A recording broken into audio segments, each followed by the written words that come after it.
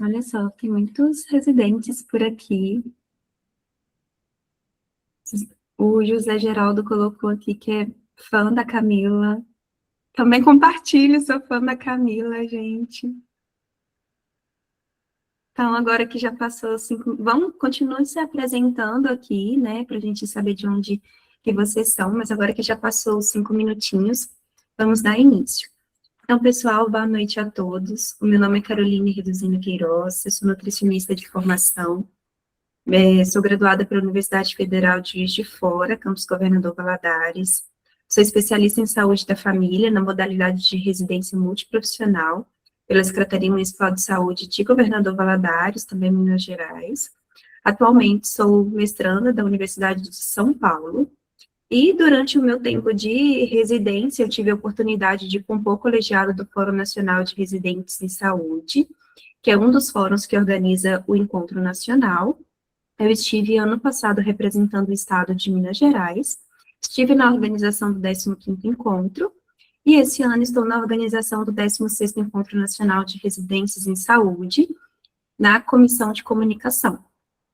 E, né, com toda essa preparação para o 16º Encontro, né, com a abertura das submissões de trabalho, que estão aí abertas até o dia 30, então até a próxima terça-feira, a gente teve essa ideia de fazer uma aula para escrita de resumos científicos com a Camila. Então, a Camila já está aqui na sala, eu vou apresentar a Camila, né? Vou ler um mini currículo aqui da Camila. A Camila ela é enfermeira formada pela Universidade Federal de Campina Grande, especialista em saúde coletiva na modalidade de residência multiprofissional pela Universidade de Pernambuco, é doutora pelo programa de pós-graduação em gerenciamento e enfermagem da Escola de Enfermagem da Universidade de São Paulo, com período de doutorado sanduíche na Universidade de Wisconsin, nos Estados Unidos. Atualmente produz conteúdo digital voltado à pesquisa científica e ao desenvolvimento acadêmico, por meio do seu canal no YouTube e Instagram, onde compartilha estratégias, ferramentas e reflexões sobre a prática científica nacional e internacional contemporânea. Então, Camila, queria muito agradecer, né, por você ter aceito o nosso convite para ministrar essa aula. Camila, sou fã de carteirinha da Camila, então vai ser um prazer te ouvir aqui, né, nesse momento que é tão importante. Tenho uma admiração muito grande pela Camila e, mais uma vez, muito obrigada por ter aceito o nosso convite, Camila. Muito, muito obrigada pelo carinho, Carol. E, gente, não podia recusar esse convite de forma alguma. Não que eu iria recusar, mas só porque a Carol pediu, gente, não tinha como eu dizer não de forma alguma. Assim que ela me mandou o convite, eu não, com certeza, eu vou dar um jeito, né? Porque agora eu estou ministrando aulas à noite, mas eu tinha que dar algum jeito para eu conseguir dar essa aula aqui para vocês, porque a Carol disse que é minha fã, gente, mas ela não sabe que eu sou a fã dela, viu? O que essa menina já fez por mim durante a minha tese, quando eu estava com muita dificuldade, sem nem nos conhecermos direito, vocês não fazem dela. Então, muito obrigada pelo carinho, eu agradeço muito o convite, sabe o que é uma honra estar aqui hoje com vocês, para a gente conversar, gente, sobre produção de resumos simples. Então, já para iniciar, eu vou compartilhar minha tela aqui com vocês, tá? E, por favor, confirmem para mim se vocês já estão vendo os slides. Tudo certo, estamos vendo sim. Ah, perfeito. Então, vamos lá, gente. Vamos esclarecer aqui como é que nós podemos escrever um resumo científico no formato simples para submetermos ao 16º Encontro Nacional de Residências em Saúde, né? Eu vi aqui no chat que alguém comentou que ainda deseja aprender a escrever para submeter ainda na terça-feira. Olha, é possível, viu? E eu quero mostrar aqui para vocês como. Bom, então, o que a gente vai conversar aqui hoje, gente? Primeiro, por que vale a pena submeter um resumo? Vamos entender rapidamente aqui o edital, repassar o edital, eu acho que isso é bem importante, porque isso é decisivo para a aprovação dos nossos resumos. Vamos conversar sobre a formatação, os critérios de avaliação, inteligência artificial na escrita científica e quero fornecer para vocês um breve checklist antes de vocês submeterem ao trabalho. Então, vamos começar. Por que que vale a pena submeter resumo em eventos científicos de uma forma geral, mas especificamente no 16º Encontro Nacional de Residências em Saúde? Bom, o tipo de trabalho, né, que o evento vai aceitar, gente, é o resumo científico simples, né? Então, a gente tem alguns formatos diferentes de resumos. Poderia ser resumo simples, resumo expandido, ou trabalho na íntegra. Nesse caso, é um resumo simples de até 500 palavras. E o evento vai aceitar relatos de pesquisa, revisões de literatura de uma forma geral, estudos de caso, relatos de experiência, estudos qualitativos e quantitativos, né, qualquer tipo de estudo empírico, ensaios técnicos e análises institucionais, avaliações práticas assistenciais, avaliações em estratégias formativas, estudos analíticos e pesquisa em políticas públicas, certo? Então, nós temos um rol, digamos assim, de metodologias, de tipologias de estudos diferentes que vocês podem explorar. Aqui, ao longo dessa aula, né, pensando que a submissão é até o dia 30, eu vou dar uma alternativa que, ao meu ver, seria uma das mais práticas, mais objetivas, e que vocês não precisariam retomar nenhum banco de dados ou buscar por nenhum banco de dados para que vocês consigam escrever esse resumo. Então, quem ainda não escreveu, pode escrever esse tipo de estudo que eu vou falar para vocês, e quem já escreveu, saibam que cada autor pode submeter até 3, então se você submeteu 2, que tal pensar em mais um até a terça-feira, tá? É possível. E os benefícios de publicar neste evento, né, pensando na jornada profissional e curricular de vocês, é que os anais do evento primeiro, os resumos são publicados em anais, né, nem todo evento possui anais, então isso daqui é um diferencial muito interessante para a gente investir, e esses anais vão ter um número ISBN, então é um reconhecimento catalográfico diante da Biblioteca Nacional, certo? Vocês vão receber certificado de apresentação e, é claro, gente, compartilhar conhecimento científico das nossas experiências, né, do que a gente vivencia no Sistema Único de Saúde em âmbito de residência, contribui, sim, para o fortalecimento do Sistema Único de Saúde. Tem um autor em específico, gente, agora me fugiu o nome da mente dele, mas ele fala que produzir conhecimento científico é um ato político no Sistema Único de Saúde e contribui, sim, para os avanços das nossas práticas de uma forma geral, principalmente práticas de saúde. E por que publicar em eventos científicos, tá? Para quem ainda talvez não tenha esse conhecimento, às vezes é uma introdução inicial, né? Vai viver isso pela primeira vez, ou às vezes nem tem ideia da potência que é a participação em eventos científicos. Primeiro ponto aqui, a gente está falando de um compartilhamento em tempo real, então a sua pesquisa que você está compartilhando vai circular, vai ser recebida por outras pessoas que vão viver e que vivem cotidianamente aquele contexto igual ao seu.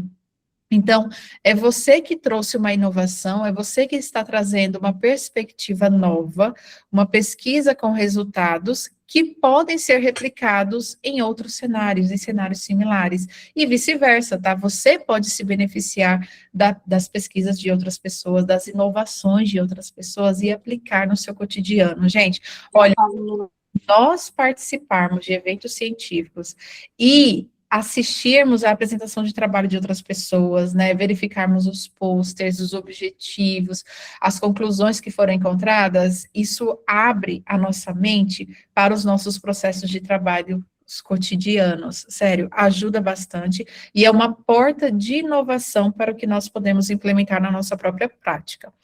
É claro que vão haver também experiências de conexão e inspiração, gente. Então, a vivência do outro transforma a nossa prática, assim como a nossa prática também pode transformar a do outro. E também nós precisamos falar de networking.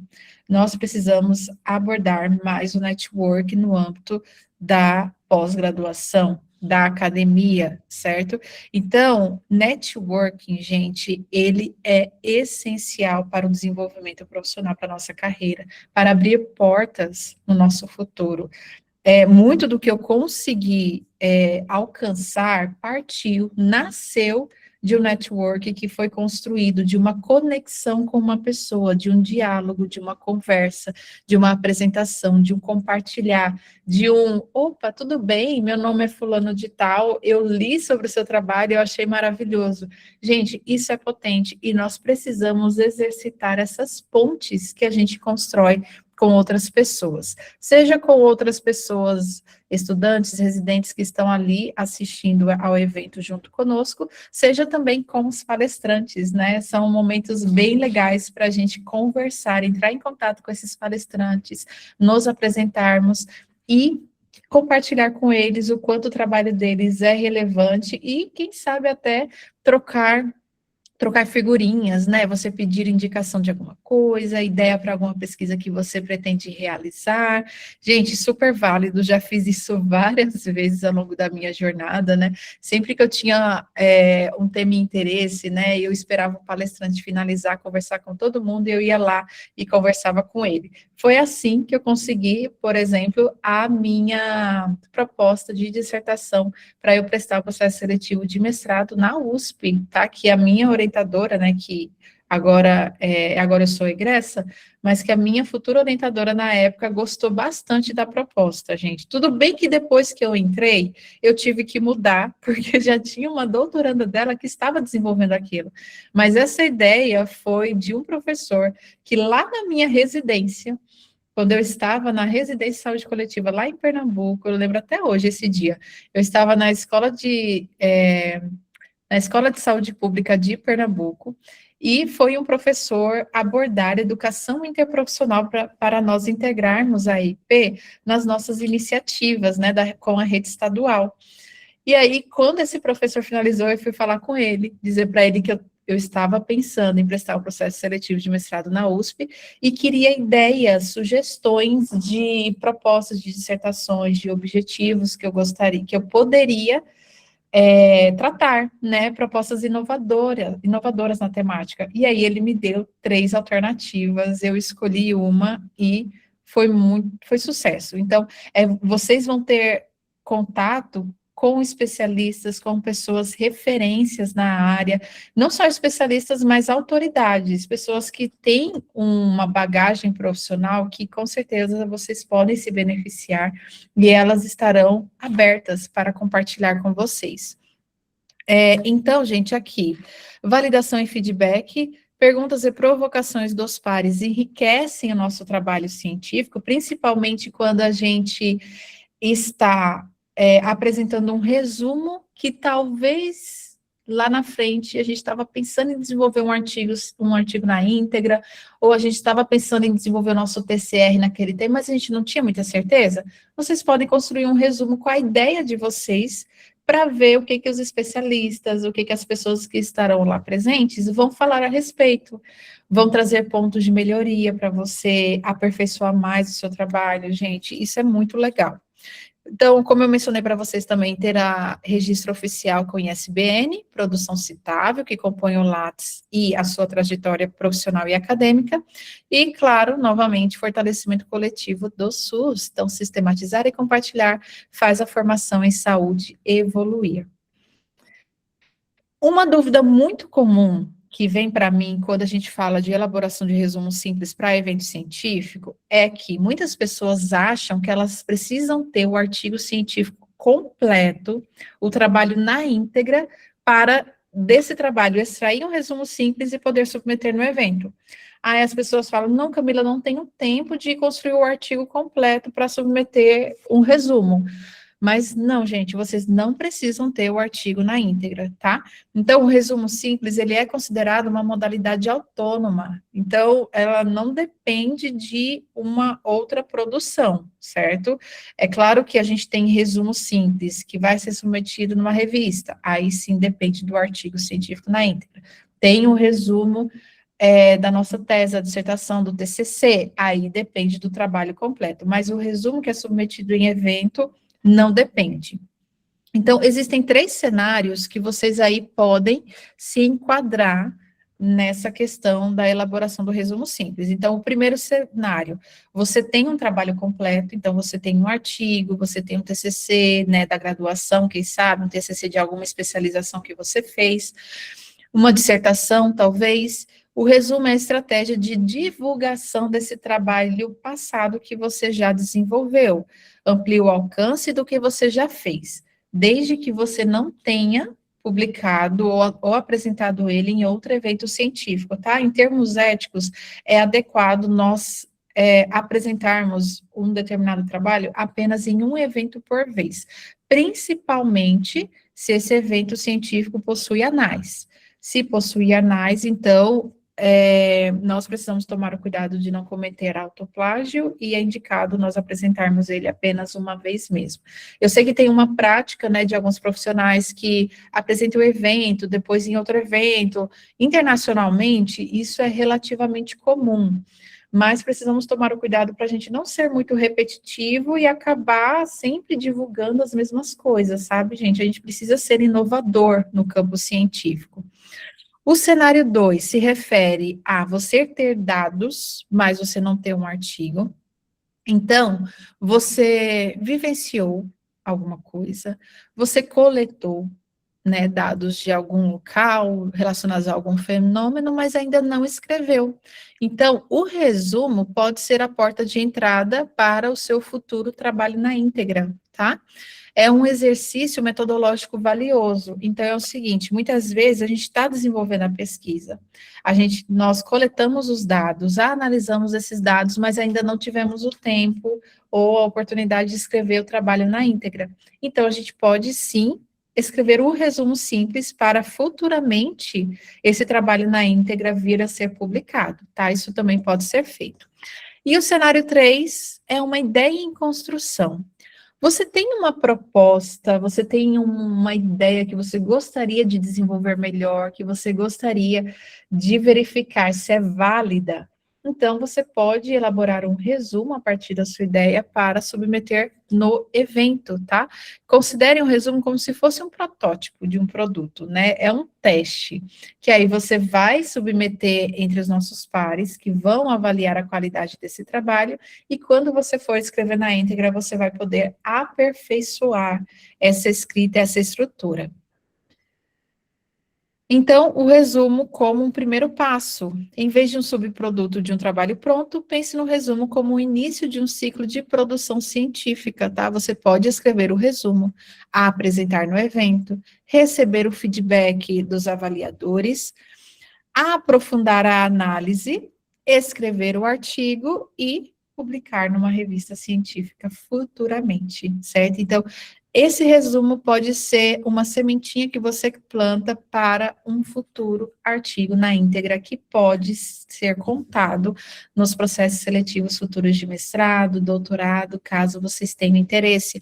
Ou até mesmo pode ser a sementinha que você está plantando para fundamentar a elaboração do TCR de vocês, do TCC de conclusão de alguma pós-graduação, tá? Isso pode ser aproveitado. Então, se você fez, analisou e tem algo a dizer sobre a formação em saúde e o SUS, você pode submeter e, em termos políticos, você teria que submeter, você precisaria compartilhar, tá, gente? Porque conhecimento que não é compartilhado é conhecimento morto. Nós, do campo da pesquisa científica, né, das nossas práticas, e quando eu falo da pesquisa científica, gente, eu estou falando nós enquanto profissionais de saúde de nível superior, porque todo profissional de saúde deve desenvolver pesquisa para contribuir com o avançar do conhecimento da sua profissão e do conhecimento científico de uma forma geral e pensando nos nossos serviços, né, na nossa realidade, no Sistema Único de Saúde.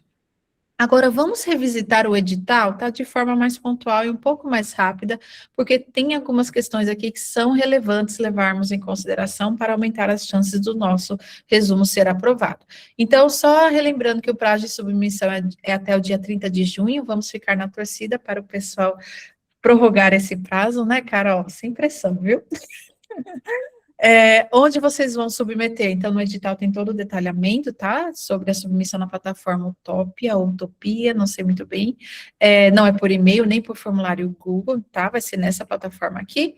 Então, primeiro façam a inscrição no encontro e depois vocês fazem a submissão. Lembrando que todos os autores e coautores precisam estar inscritos para o trabalho ser avaliado, tá, gente?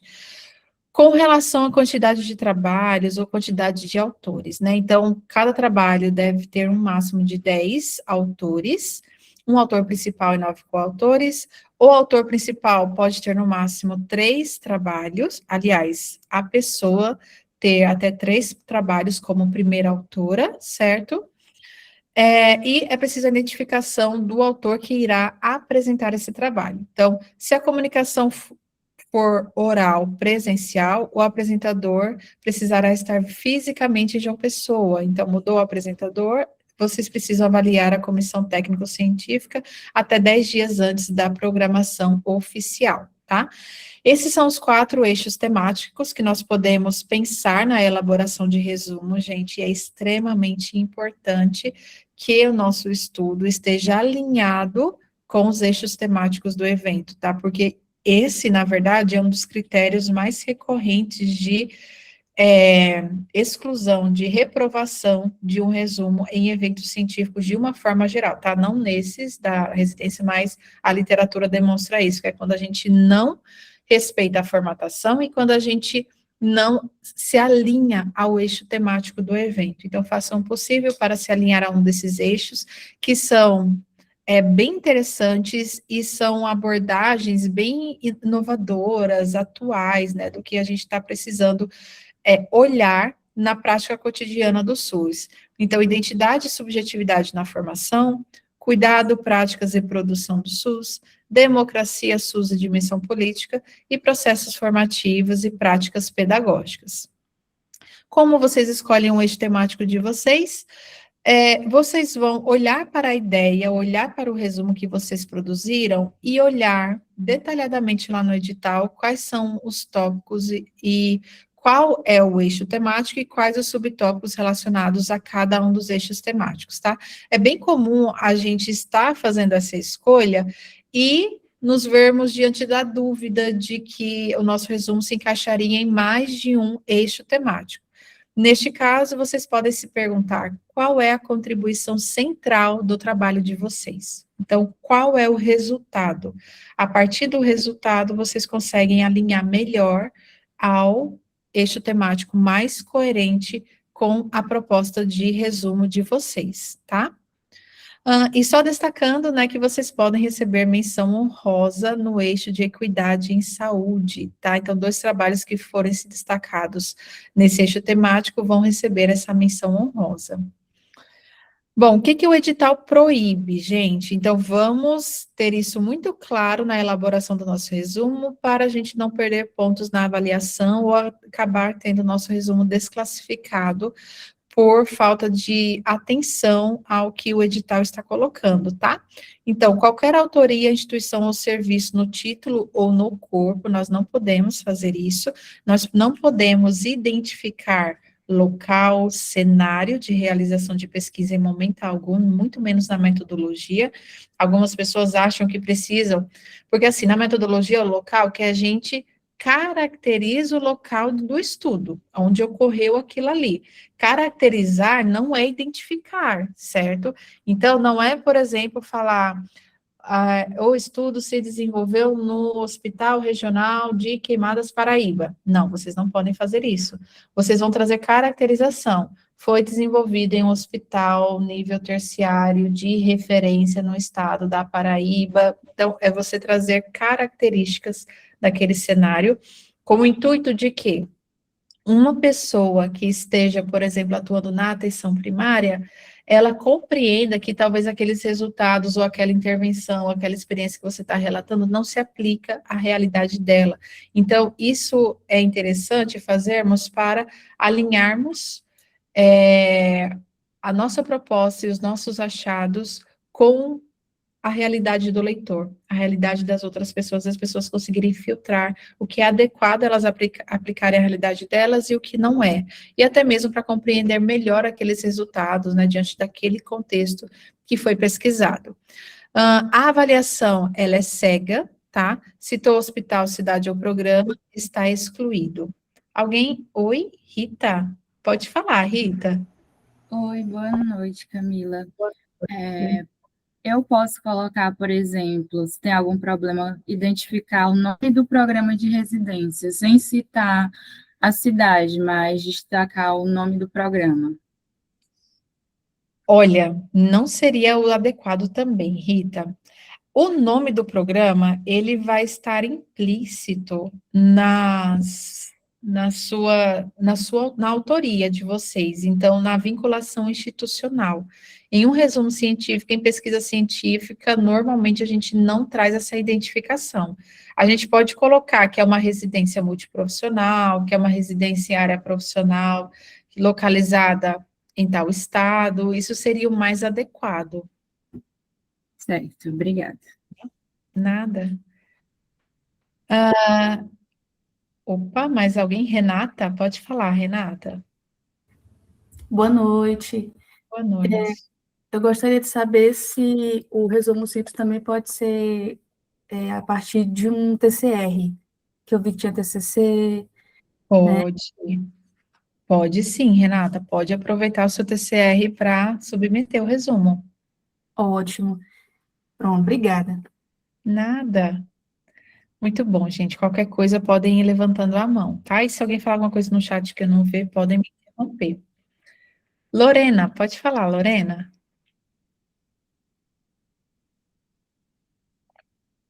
Oi? Não? Tá bom.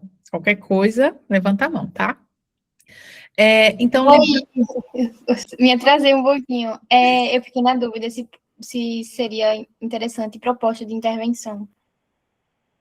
proposta de intervenção. Deixa eu voltar aqui. Mas, opa, peraí, gente, deixa eu voltar. Mas vai se encaixar, sim, viu? Eu não consigo voltar, pera. Deixa eu só.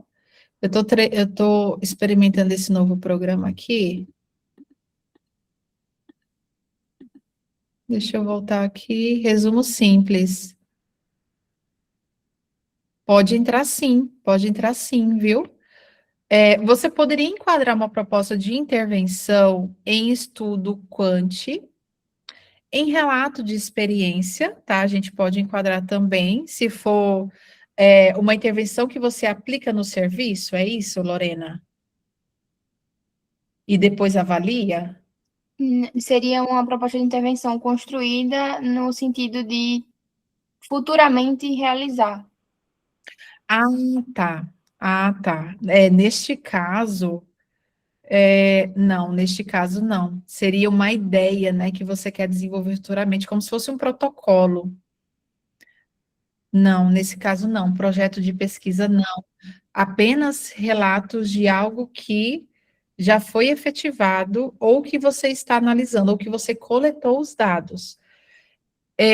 Talvez você poderia, né, pensando assim, eu pretendo coletar esses dados, né, fazer essa intervenção futuramente no serviço. Talvez você possa realizar uma revisão nessa mesma temática que apoie a realização da sua intervenção futuramente. Então, é até um exercício interessante de você construir uma revisão que vai demonstrar, que pode demonstrar, né, a lacuna que você quer intervir futuramente no serviço. Fica interessante dessa forma. Deixa eu ver aqui outra estudo de caso, relato de experiência.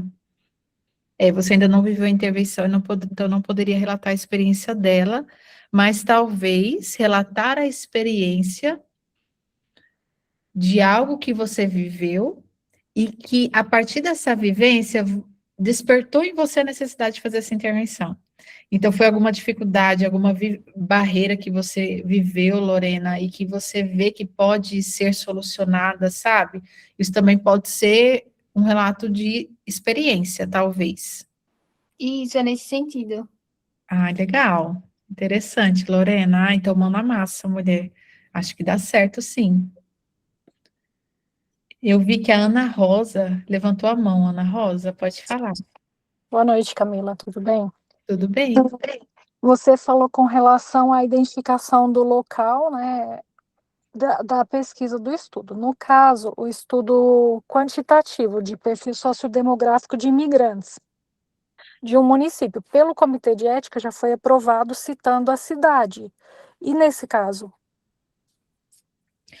Olha, mesmo, na verdade, quando a gente submete no comitê de ética, a gente precisa identificar os locais, né? Porque eles precisam saber aonde você está pretendendo desenvolver aquela pesquisa, e até porque, a depender do caso, a gente precisa ter a anuência daquele local.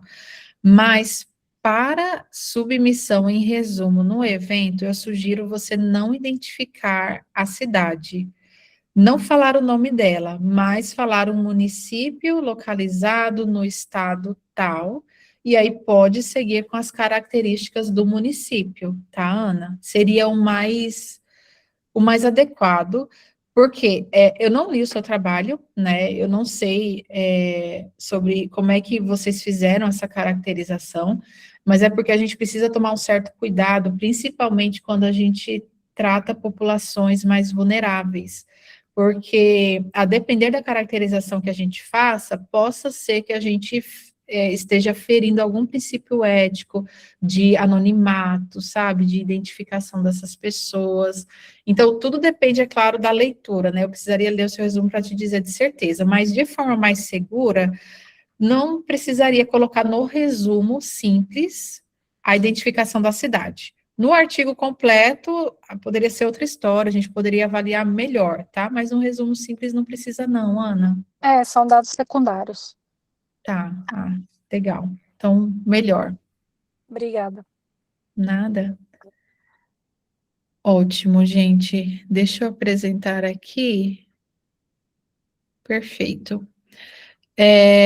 Então, destacando também que a avaliação dos resumos é cega, ou seja, o avaliador não sabe quem são os autores de cada resumo, e os autores também não vão saber quem avaliou o trabalho deles, tá?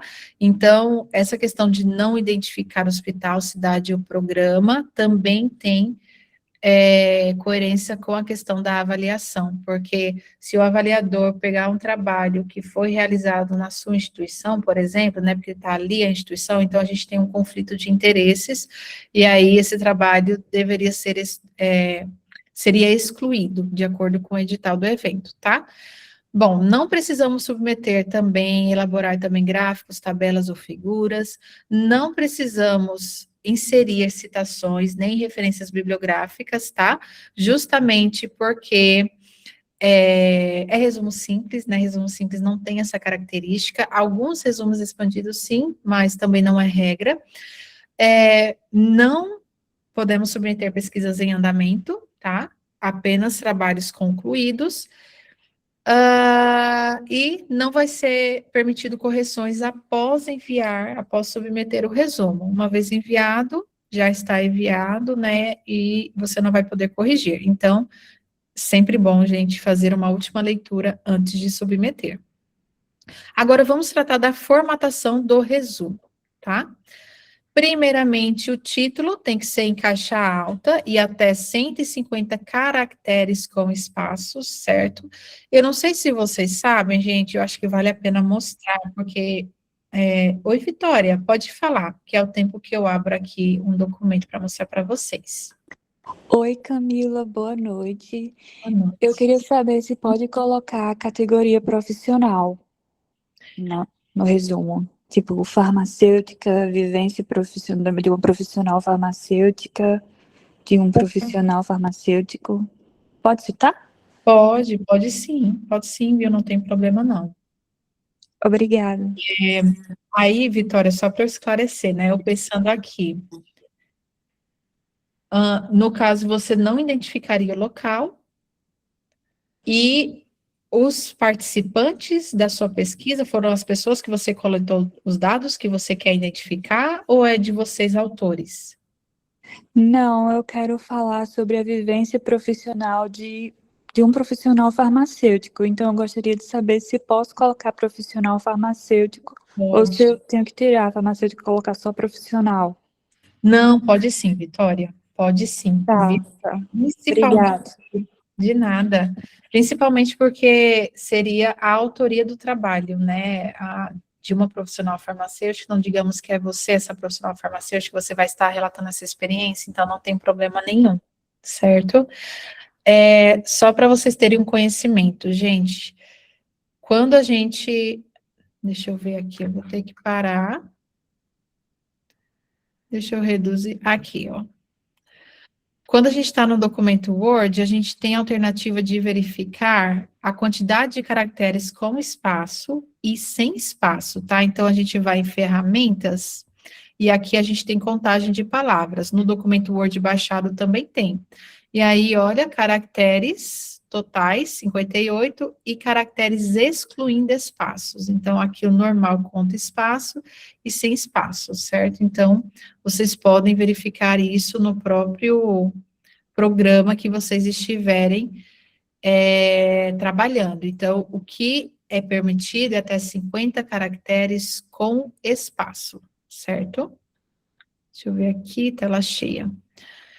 E vamos elaborar, gente, um título que seja informativo, que diga para o leitor o que nós estamos propondo com aquele trabalho. É interessante a gente elaborar nosso título com base no nosso objetivo, certo? Totalmente alinhado com o objetivo. E temos que tomar o cuidado com títulos muito vagos, que não estão comunicando nada, né? Por exemplo, educação permanente na residência. Não está dizendo nada para a gente. Mas, educação permanente na Academia da Saúde, relato de experiência da residência em saúde coletiva, isso especifica bastante, especifica local, especifica qual é o fenômeno que está sendo tratado, especifica até mesmo o tipo de estudo.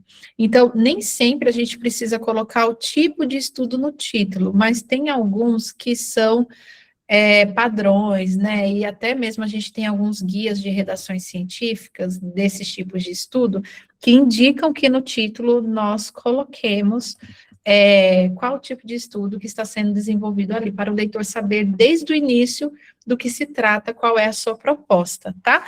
Então, no caso de relato de experiência, coloque no título relato de experiência. No caso de revisão de literatura, coloque que é uma revisão de literatura. Se for uma análise documental, coloque que é análise documental, coloque que é relato de pesquisa, certo? Palavras-chave, gente, nós precisamos definir no mínimo 3 palavras-chave, tá? O 3 é o padrão. Elas devem ser separadas por ponto e vírgula. Primeira letra maiúscula e o resto minúsculo, e precisam existir no Descritores em Ciências da Saúde. E o que é o Descritores em Ciências da Saúde? Deixa eu mostrar para vocês, tá? Para quem não conhece. Então, nós temos aqui, deixa eu fechar esse outro aqui. Nós temos um tesauro, gente. O nome técnico é tesauro, mas pensem nele como um dicionário de palavras científicas, que é o Descritores em Ciências da Saúde, o DEX. Nós buscamos por artigo científico nas bases de dados científicas, né, como Cielo, BVS, PubMed, Embase, temos várias na área da saúde. E aí, para nós conseguirmos encontrar a literatura relevante para a nossa necessidade, né, os artigos científicos que a gente deseja fazer a leitura, nós precisamos selecionar palavras certas para encontrar esses estudos. E essas palavras certas nós vamos chamar de descritores. Então, esse site aqui, ele é organizado e gerenciado pela BIREM, que é a biblioteca da OPAS-OMS. E os bibliotecários, eles criaram um sistema de catalogação dos artigos científicos, de organização, fundamentada em descritores, tá? Então, nós buscamos por um descritor que pode representar a nossa temática, né, que pode representar a proposta, o que o nosso artigo científico está comunicando. Nós pegamos esse descritor e vamos para as bases de dados, e aí a base de dados vai recuperar artigos que também tratam sobre aquilo, porque são artigos científicos que nós, autores, indicamos e escolhemos os descritores que representam esse estudo. Então, por isso que quando vocês abrem um artigo científico na íntegra, tem lá, né, o título do artigo, o resumo do estudo, e embaixo tem alguns descritores, tem algumas palavras-chave. De forma oficial, a gente vai chamar de descritores por serem palavras reconhecidas, indexadas.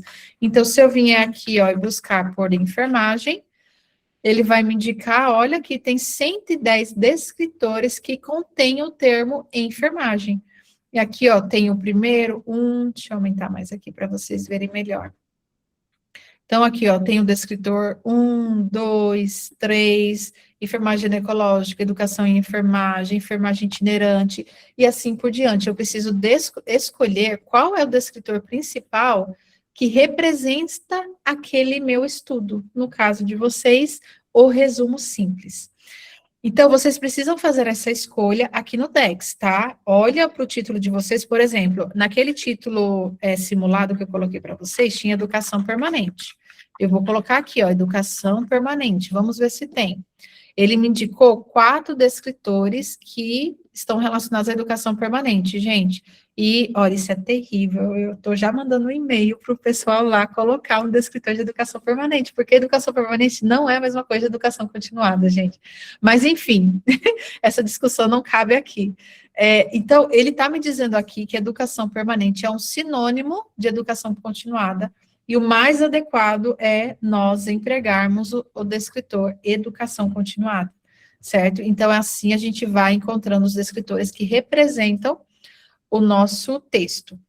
Uma dica muito legal que eu vou deixar aqui para vocês, tá? É sobre a inteligência artificial oficial do Dex, gente. Não sei se vocês já ouviram falar, mas o Dex aqui da BVS tem uma IA própria. Então, olha só, vocês entrando aqui na página inicial, vocês vão vir nessa opção aqui, ó, chamada Dex Finder. Apertou em Dex Finder, vai abrir essa tela aqui para gente, e vocês vão apertar aqui, ó, em tentar agora. Ele vai descer aqui para baixo para iniciantes e usuários avançados, pode clicar aqui para iniciantes, no fim é a mesma coisa, e aí vocês vão colar o texto de vocês aqui. Vocês podem colar o resumo inteiro, mas eu indico que vocês colem o título de vocês, certo? Deixa eu pegar aqui, gente, um título. Aqui, ó. Vou pegar desse daqui. Eu estava trabalhando aqui num módulo. Aqui. Eu vou colocar assim, ó. Pesquisa científica na prática da enfermagem. Finde que é o título do resumo de vocês, certo? Cola aqui, vocês vão em próximo. Aí você vai indicar qual é o idioma do texto que vocês colaram. Eu vou deixar aqui português. Vamos em próximo.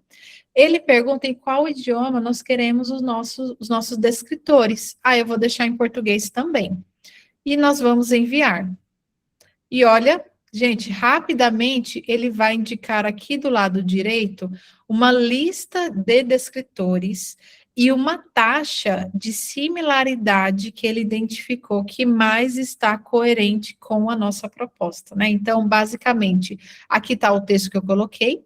Ele vai destacar em azul descritores que existem com aquele termo que eu coloquei, então tem pesquisa, ele está me dizendo que tem um descritor pesquisa. Se eu clicar em cima, ele vai abrir a tela do descritor de pesquisa para eu analisar mais a fundo, tá? Então, aqui é o descritor principal. E mais embaixo, olha só, ele vai me dar a nota de escopo. Gente, também sempre olhem a nota de escopo, porque às vezes a gente acha que uma palavra está representando alguma coisa.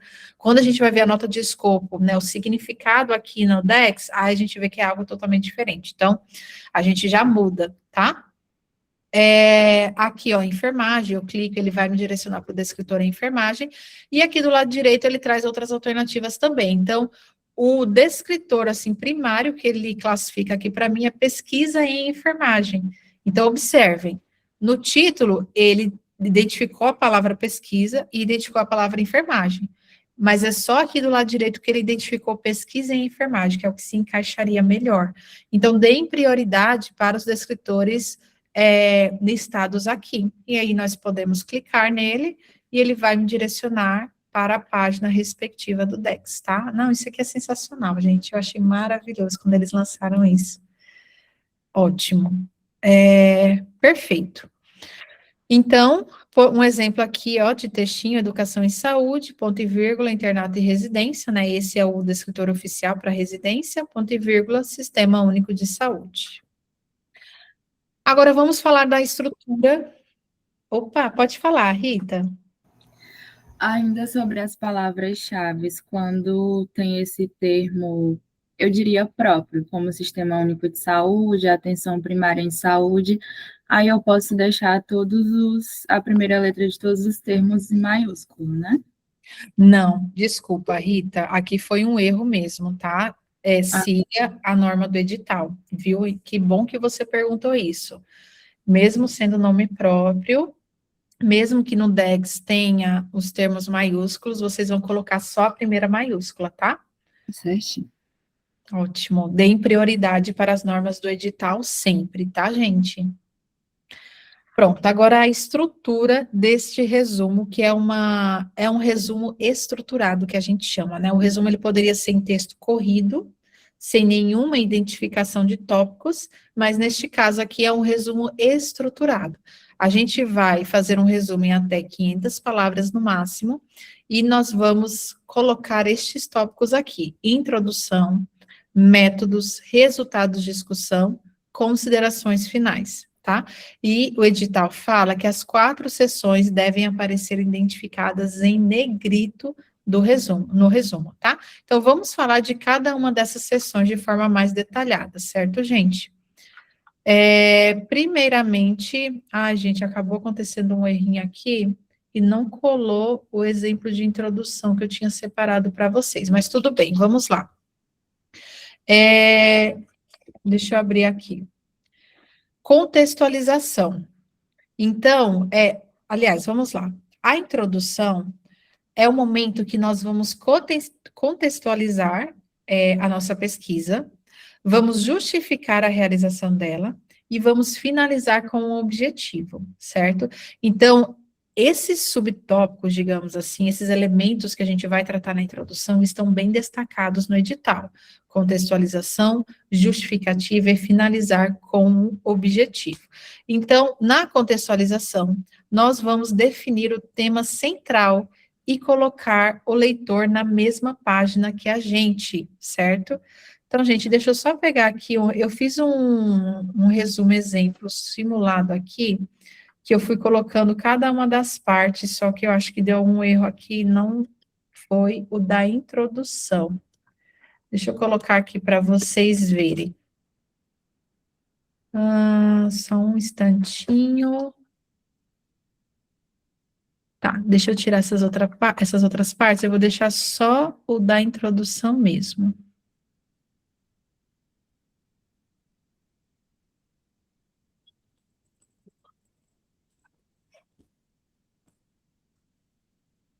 Perfeito. Olha só. Então, por exemplo,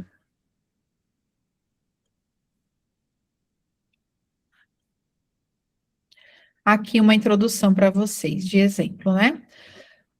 Aqui, eu coloco o seguinte: eu vou fazer uma simulação de uma introdução de relato de experiência especificamente, gente, que eu acho que é um tipo de produção muito potente, que qualquer um aí de vocês pode fazer uma reflexão, né? Se vocês quiserem, eu posso até disponibilizar um roteiro estruturado que eu disponibilizo para os meus alunos quando eu dou essa aula de relato de experiência em específico, que é um tipo de estudo muito potente que as pessoas dão pouco valor.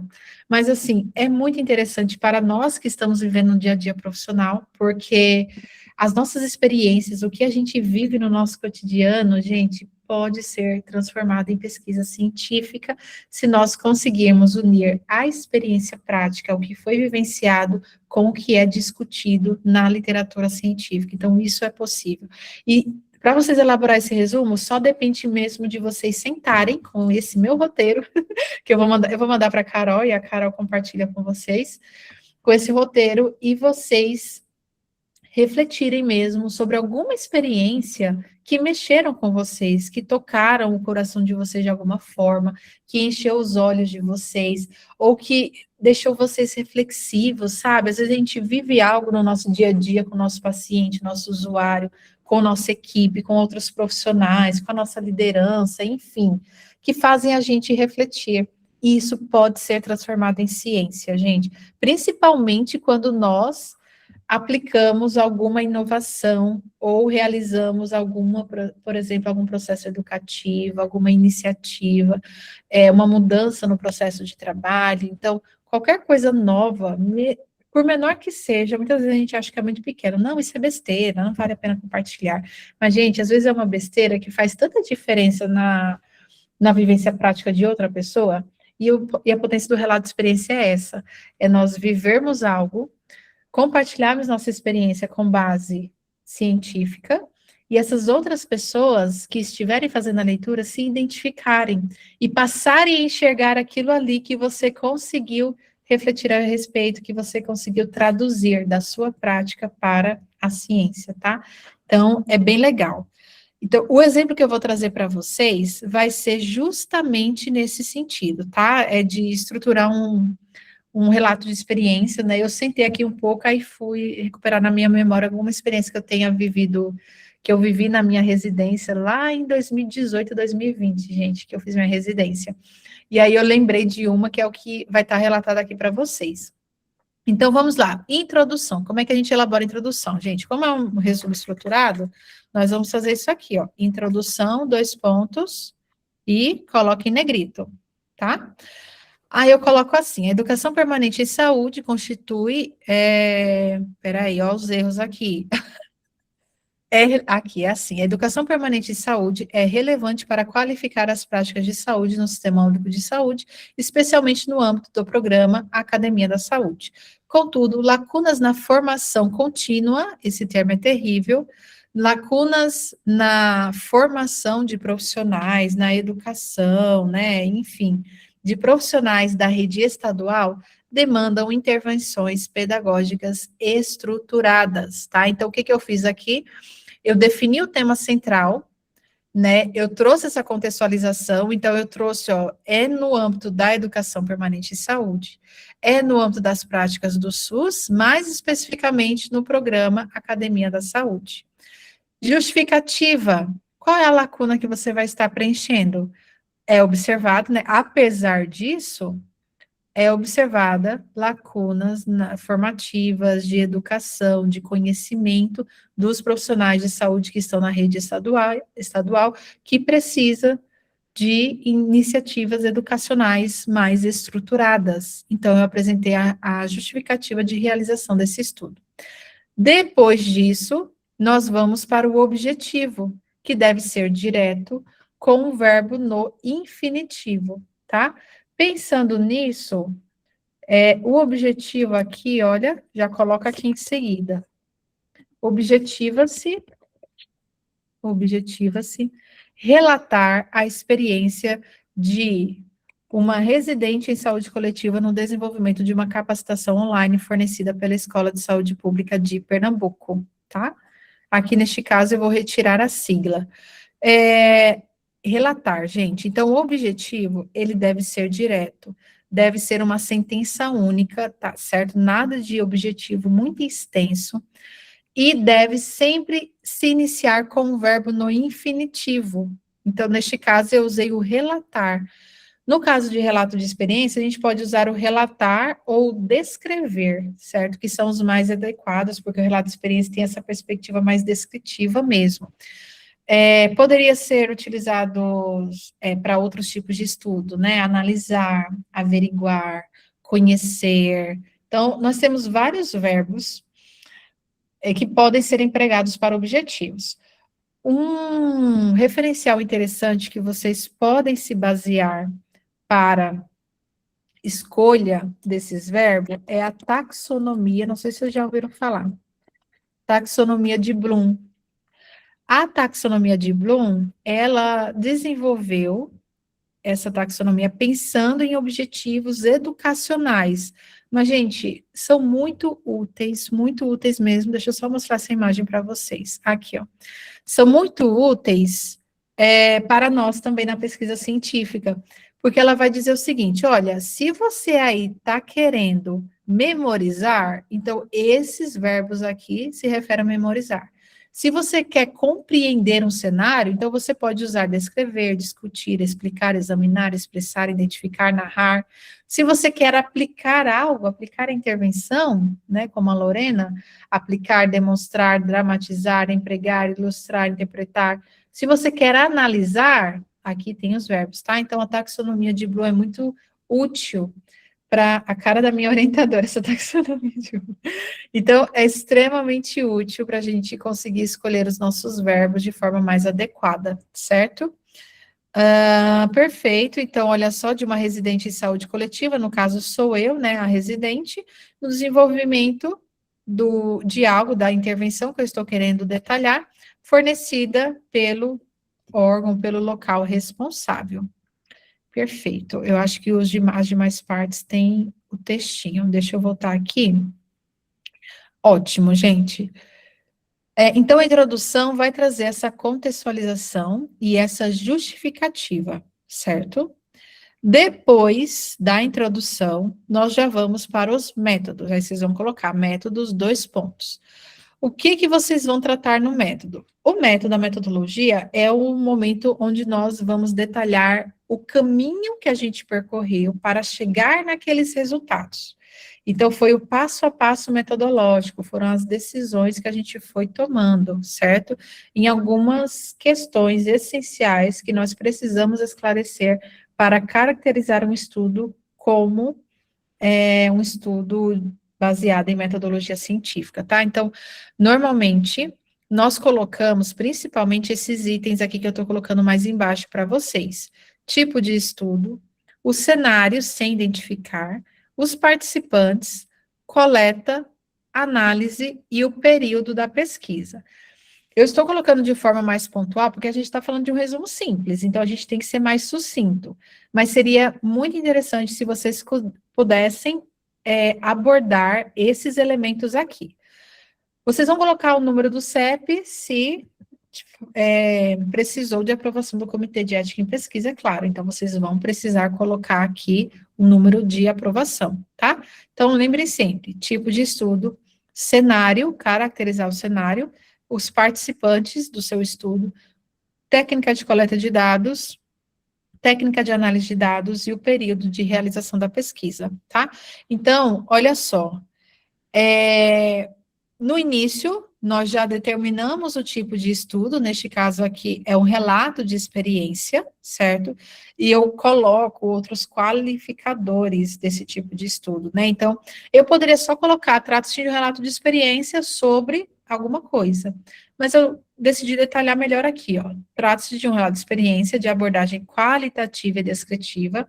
Poderíamos até colocar, trata-se de um relato de experiência reflexivo, se você quiser ir mais nessa abordagem de reflexão mesmo, tá?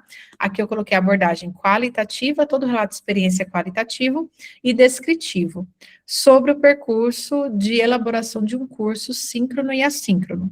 As etapas compreenderam o levantamento de necessidades pedagógicas junto à coordenação estadual, o desenho curricular das unidades de aprendizagem focado na promoção da saúde, a produção de videoaulas e a estruturação de materiais complementares em ambiente virtual de aprendizagem. Então, aqui eu abordei na metodologia sobre o percurso que a gente seguiu para desenvolver aquela capacitação online.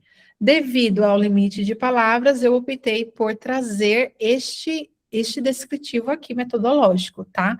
Na dúvida, trabalhem esses elementos aqui que não vai ter erro.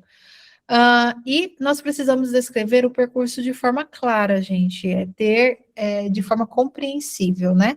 Explicar a pesquisa, como a pesquisa foi desenvolvida. Então, fazer uso de frases concisas e afirmativas, escrevendo as ações operacionais exatas que foram adotadas por vocês. Então, quais as etapas exatas que vocês adotaram para chegar nos resultados.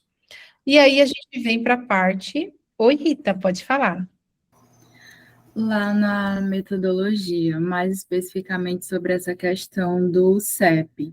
Se eu tenho um relato de experiência, e aí eu vou falar de alguma ação ou projeto que foi desenvolvido em uma instituição X, que envolve sim o público daquele local. Mesmo que o enfoque sejam, por exemplo, as metodologias de trabalho, ainda assim eu preciso da aprovação do comitê. Olha, nós não precisamos da anuência do Comitê de Ética se nós não coletarmos dados de terceiros e não identificarmos esses terceiros de forma alguma. A ideia do relato de experiência é que seja um relato da nossa experiência, do que a gente viveu, das nossas reflexões. Então, não tem problema você falar, né, que fez uma intervenção educativa com usuários que estavam na sala de espera de uma unidade básica de saúde. Não tem problema nenhum, desde que você não coloque relatos desses usuários, desde que não coloque trechos de avaliação, escalas, pontuações, né, feedbacks desses usuários no seu resumo. Porque é a sua vivência, é o que você viu, é o que você ouviu, que você vai descrever ali. Então, não precisa da aprovação do comitê. Pronto. E aí eu posso identificar, caracterizar o público, no sentido crianças, em idade entre tantos anos, isso pode, né? Pode, não tem problema não. Certo, obrigada. Nada. Sofia? Oi, boa noite. É meio parecida com a pergunta anterior, mas eu queria saber se a gente pode usar dados que já foram anonimizados e já foram coletados não por nós. Num relato de experiência, não Em seria qualquer um deles. em qualquer... Ah, pode sim. Sim? Então, você está falando de dados que foram coletados por outra pessoa, esses dados estão públicos, você teria autorização? A minha dúvida é se você teria autorização para usar esses dados para a elaboração da sua pesquisa. Sim, acho que sim. Tá, é só bom, Sofia, você ter isso por escrito, essa autorização, caso seja dados que, por exemplo, um colega, ele fez um TCC e a gente participou da coleta, né? Uhum. Ele é o primeiro autor. Então, se você quer pegar esses dados que você ajudou a coletar, então o ideal seria você falar com ele, pedir essa aprovação, e quem sabe até, a depender da relação aí, né, colocar ele como coautor também, ver se ele Não, mas é que no caso, os dados são coletados, por exemplo, é o perfil de saúde do hospital, entende? Tá. Não é de uma pessoa. Nesse caso, são dados privados institucionais, não são públicos. Neste caso, não, Sofia, você teria que pedir aprovação do comitê para usar os dados da instituição. Precisa da anuência institucional. Mesmo que eles não tenham nenhuma identificação. Mesmo que eles não tenham nenhuma identificação. Você precisa, tá? Obrigada. Nada. Então, gente, agora, resultados e discussão. Bom, os resultados e a discussão são dois tópicos diferentes da estrutura de um trabalho científico, tá? De um artigo científico. Só que, como a gente está falando de um resumo simples, aqui os dois tópicos estão integrados, resultados e discussão. Numa escrita de um trabalho completo, nós identificamos muito bem cada um desses tópicos, porque a discussão sempre vai trazer junto referências e citações. Mas aqui no resumo simples, a gente vai seguir uma outra abordagem, que é o seguinte: os resultados são aqueles que vocês vão escrever exatamente o que vocês encontraram, a partir da metodologia que vocês aplicaram. Então, são os resultados brutos, é exatamente aquilo que foi visto, né, aquele resultado principal, porque a gente está falando de resumo simples, então não dá para a gente ficar colocando todos os resultados de forma detalhada. Então, qual foi o resultado principal diante do objetivo que você definiu? O momento da discussão é o momento que você vai traduzir esses resultados, então é quando você vai detalhar o que esses resultados significaram. É como se fosse assim, né? Você apresenta os seus resultados, escreve ele ali, aí o leitor pergunta, e daí? Qual a importância? O que que isso significa para a realidade, digamos, para o que eu estou vivendo, né? Para o meu ensino, para a minha residência, para a minha prática assistencial? Qual é o significado disso para a realidade?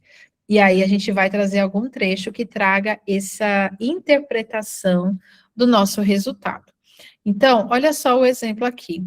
O processo resultou na estruturação de 4 módulos temáticos direcionados ao planejamento territorial de atividades físicas e artísticas. A capacitação viabilizou o alcance de trabalhadores distribuídos em diversas regiões de saúde, superando barreiras geográficas. A vivência proporcionou ao residente o desenvolvimento de competências em gestão educacional e docência, mediada por tecnologias educacionais, evidenciando o papel da residência na inovação do serviço de saúde. Então, aqui a gente tem a descrição de puro resultado. E, no fim, nós podemos trazer uma breve tradução, a gente observou aqui uma breve tradução, uma breve interpretação desses resultados, que traz que esse achado, essa experiência evidenciou o papel da residência na inovação no serviço de saúde, tá? Como é que eu poderia discutir mais esses achados aqui? Então, por exemplo, se eu quisesse abordar uma discussão aqui no meio, eu acho que vocês não estão vendo o meu mouse, né? Mas aqui eu falo assim, a capacitação viabilizou o alcance de trabalhadores distribuídos em diversas regiões de saúde, superando barreiras geográficas, ou seja, como é uma capacitação online, chegou a todas as regiões do estado. Eu poderia trazer uma discussão aqui, abordando os benefícios de iniciativas educacionais online, iniciativas educacionais remotas, em locais vulneráveis, em locais que têm muitas barreiras geográficas, em locais muito distantes um do outro, né, que requeriria um grande esforço e recurso para que ocorresse de forma presencial. Então, isso poderia ser discutido melhor a partir desse resultado que foi visualizado, tá? Então, é importante que a gente escreva esses resultados de forma objetiva, tá? Vamos ter cuidado para nós não acabarmos nos repetindo ou sermos muito redundantes, gente. Como é um resumo, tem que ser uma linguagem mais direta, e vai focar estritamente no que resultou a ação, tá? Que neste caso aqui foram os 4 módulos e o alcance regional. Se quisermos, também podemos abordar implicações para a prática. Então, o que que isso significa na prática? Aqui neste caso, a vivência proporcionou ao residente o desenvolvimento de competências em gestão educacional e docência, mediada por tecnologias digitais. É algo que pode ser replicado, né, e que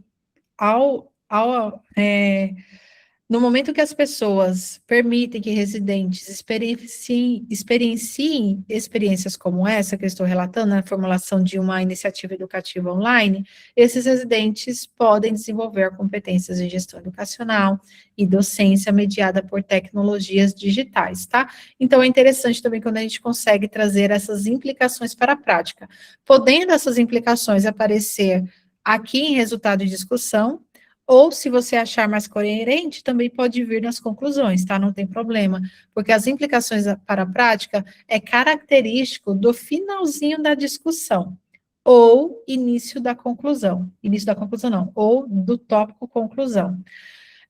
Estruturalmente, gente, nós já temos esses tópicos, né, de elaboração do artigo científico consolidados desde a década de 70, 80, que é essa estrutura que a gente conhece. Introdução, método, resultado, discussão. É a estrutura em RAD, que a gente chama. E só recentemente que foi incluído as conclusões e considerações finais. Então, em termos padrão, em termos mais histórico, a gente finalizaria a nossa pesquisa científica na discussão. Por isso que eu falo que as implicações práticas, vocês podem optar por escrever aqui ou escrever nas conclusões, tá? Porque muitos autores têm preferido levar ela para as conclusões. Aí depende muito do estilo de vocês, de como vocês vão realizar essa escrita. E, por último, as considerações finais, certo? No resumo, não são conclusões que a gente coloca, são considerações finais. É quando nós vamos fazer uma síntese geral e um fechamento, tá? A gente pode retomar o ponto principal e trazer qual é a nossa dedução, qual é a nossa conclusão final a partir daquele resultado e a partir do objetivo que foi definido. E na conclusão, muita atenção aqui, tá? Na conclusão, nós não trazemos nenhum dado novo, nenhuma informação nova, tá? Informação nova que eu digo, nada para além daqueles resultados que você escreveu. Então, vai ser uma síntese geral. Não podemos trazer também opiniões pessoais. Então, o que a gente acha, né? A gente não pode colocar isso, tá? Então, por exemplo, a elaboração da capacitação online consolidou a articulação entre o ensino e o serviço, demonstrando a eficácia da formação digital na descentralização da educação permanente. Conclui-se que o fortalecimento pedagógico dos profissionais da Academia da Saúde pode potencializar a atenção primária regional, ratificando a relevância das residências multiprofissionais para o fortalecimento do SUS. E aí nós encerramos. Tem alguns autores na literatura que dizem que a conclusão é o momento de nós fazermos um fechamento bonito.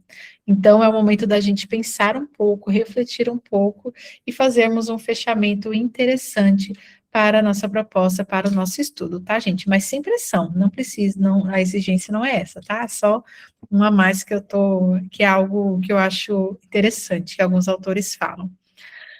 Critérios de avaliação do resumo. Gente, então o que os avaliadores vão observar?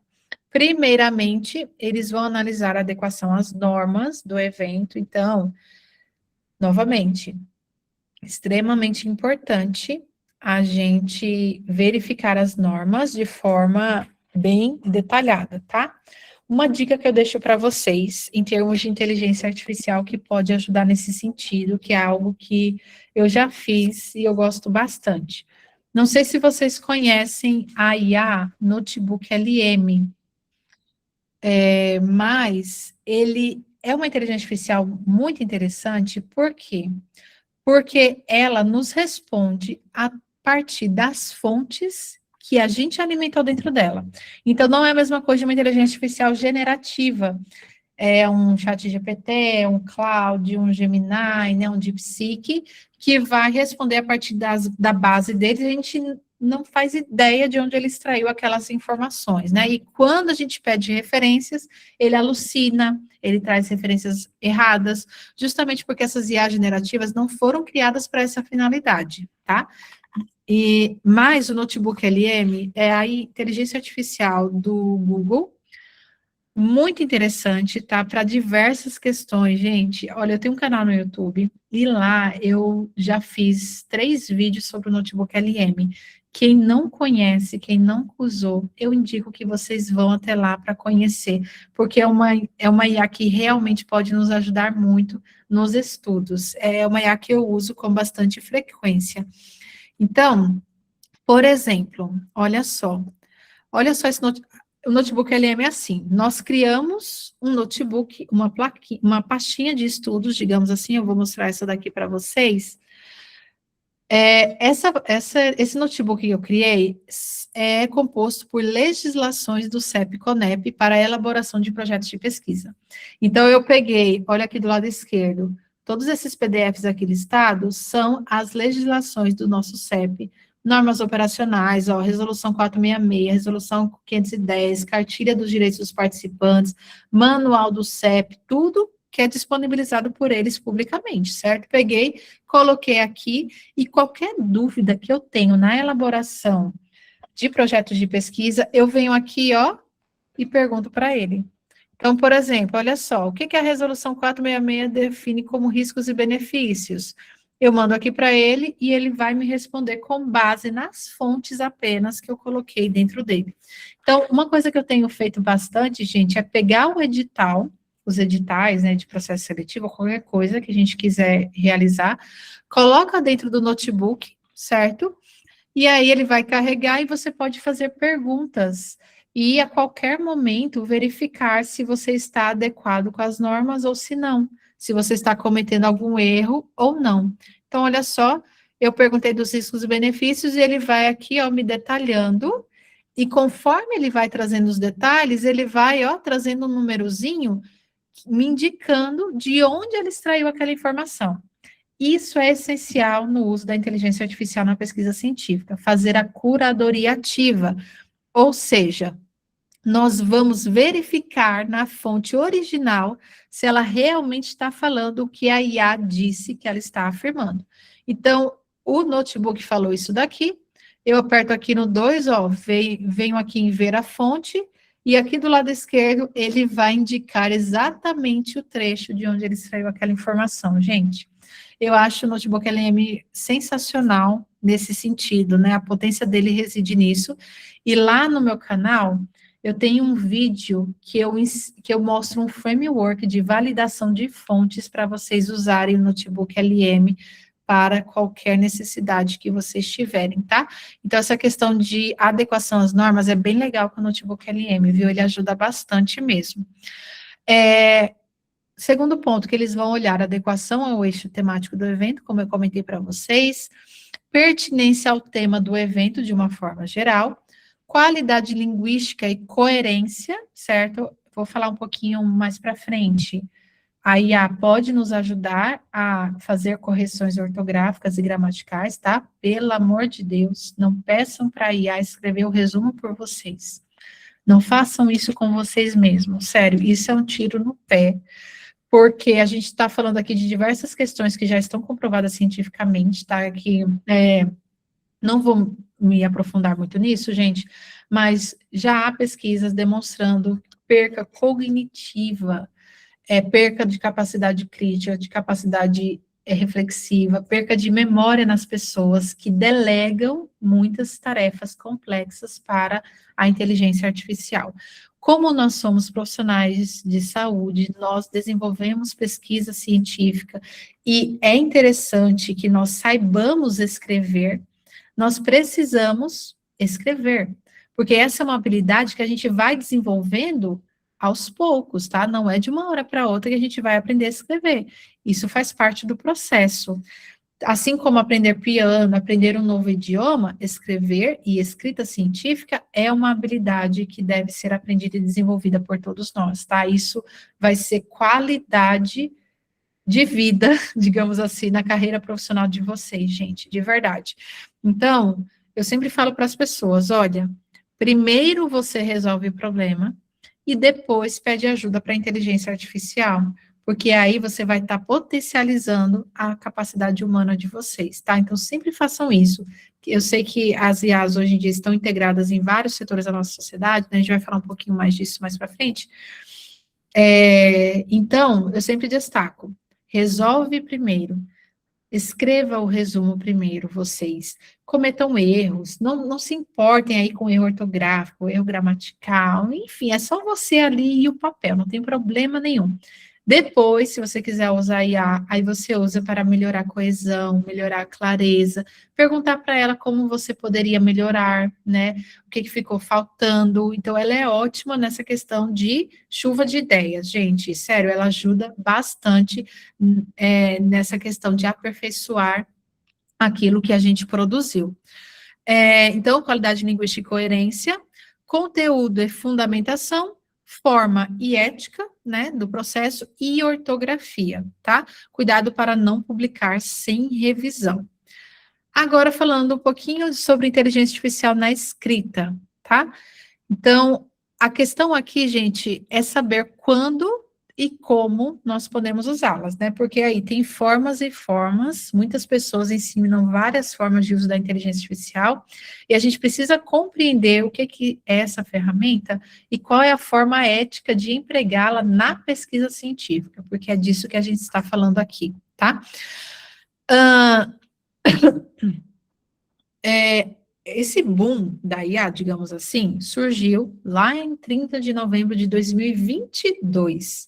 Então, gente, há 4 anos atrás foi lançado o ChatGPT, que impressionou todo mundo, né? Ele foi o aplicativo mais baixado da história, todo mundo começou a usar para várias questões, aqui eu estou falando de todos os setores da nossa sociedade, tá? Saúde, administração, direito, enfim, transporte, todos os setores começaram a usar a inteligência artificial. Como foi algo muito repentino, digamos assim, nós não estávamos preparados. É uma tecnologia totalmente nova, que nós ficamos muito inseguros sobre o uso dela e não sabíamos como utilizá-la. Então, o que eu quero dizer para vocês é que a regulação da IA, ela demorou bastante. Mas este ano, em maio deste ano, foi publicada uma portaria do CNPq que foi, assim, um divisor de águas sobre o uso da inteligência artificial na pesquisa científica, tá?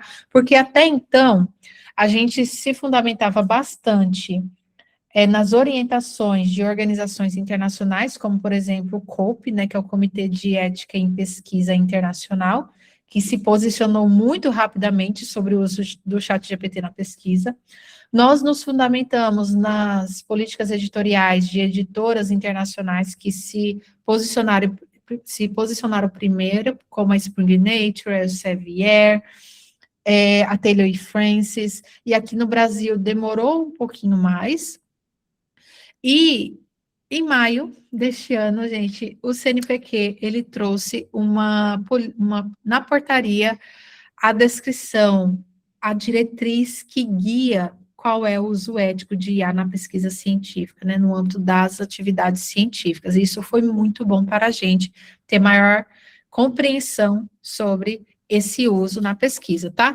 Então, a portaria traz que sim, podemos utilizar a inteligência artificial, tá? O uso da IA por si só não é antiético, ela realmente pode nos ajudar, mas nós precisamos levar 3 coisas em considerações, tá? Primeiramente, eu trouxe aqui para vocês os incisos, né? Eu nunca sei, gente, se a letra é inciso ou é a linha, mas no artigo 9º, eu acho que é no primeiro inciso e na linha C, ou o contrário, eles falam o seguinte: declarar o uso de ferramentas de inteligência artificial generativa, ChatGPT, DeepSeek, Cloud, de qualquer espécie, em qualquer fase do desenvolvimento da pesquisa. Então, eles esclarecem quais fases da pesquisa são essas: na concepção, na redação, na análise de dados ou na submissão. Nós devemos fazer essa declaração, especificando nos respectivos textos e exposições eletrônicas a ferramenta utilizada e para qual finalidade ela foi empregada. Então, nós precisamos a linha... obrigada, Renata. Pronto, então essa daqui é a linha C, gente. Nós precisamos fazer essa declaração de uso da inteligência artificial em qualquer fase, principalmente aqui, ó, na redação, que é onde entra a questão de melhorar clareza, melhorar correção, fazer correção ortográfica, entra dentro da redação. Como a gente está falando aqui, gente, de um resumo simples para evento, não tem um espaço específico para a gente fazer declaração de uso de IA. Então, o uso de IA aqui só vai ser colocado no resumo simples se nós empregamos essa IA na metodologia da pesquisa. Se ela integrou alguma etapa metodológica. Por exemplo, nós temos alguns softwares de análise qualitativa que estão integrando IA nas suas ferramentas, né? Então, isso caberia ser dito, certo? Na linha deles falam o seguinte: é vedada a submissão de conteúdo gerado por IA generativa como se fosse de autoria humana. Que significa, nós não podemos ir no ChatGPT, pedir para ele escrever um resumo sobre determinado assunto por nós e submeter isso em um evento científico ou em qualquer local, colocando o nosso nome embaixo, assinando o nosso nome embaixo, porque no momento que a gente fala isso, nós estamos dizendo que aquela propriedade intelectual que foi escrita ali é nossa, quando na verdade não é, gente. Por quê? Porque o ChatGPT, ele é fundamentado em dados que alimentaram ele. Ele possui ali por trás um sistema, né, informações que serviram para treinar essa IA e que ele está trazendo para nós, da melhor forma ali, né, com base em estatística multivariada, enfim, mas são dados já existentes, são dados públicos, disponibilizados por outras pessoas. Então, são ideias de alguém que foi colocado ali pelo ChatGPT e que não está sendo devidamente citado ou referenciado. Então, nós não podemos copiar isso, colar e colocar o nosso nome embaixo, tá? Aqui, ó, sendo os autores integralmente responsáveis pelo conteúdo final, inclusive por eventuais plágios ou imprecisões geradas pela IA generativa.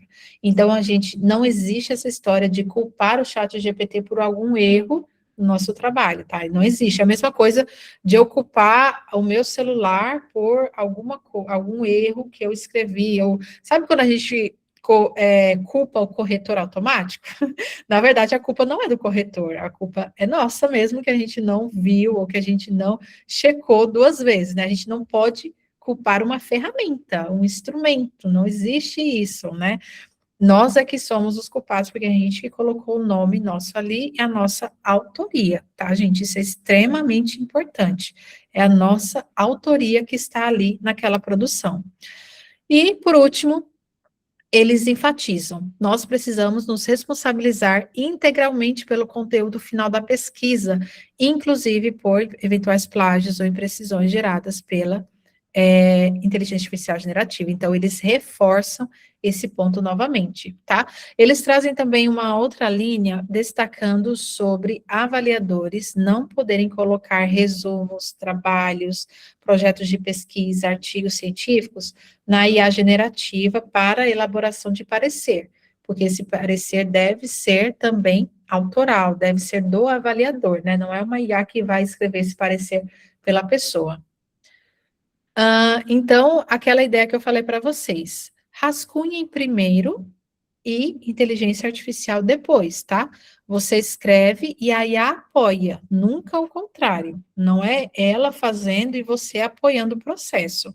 O resumo precisa nascer da vivência de vocês, gente, que nenhuma IA tem. Então, é da experiência, do que vocês viram na prática, o que vocês escutaram, o que vocês sentiram na prática, tá?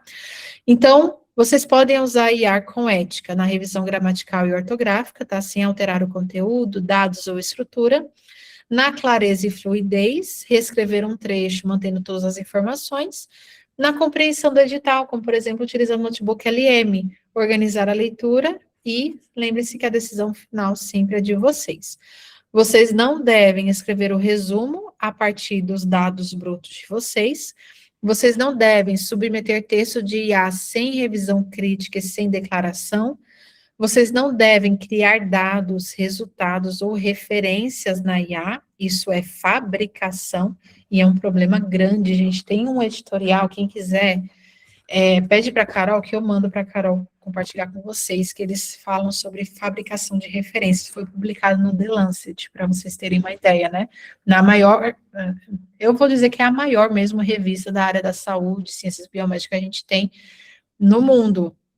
Eles trataram sobre esse assunto de como essas referências fabricadas estão sendo um problema num dos principais tipos de estudo para o atendimento ao paciente, para a prática clínica profissional, que são as revisões sistemáticas com meta-análise, porque elas vão analisar os estudos e coletar as argumentações que foram fabricadas pelas IAs.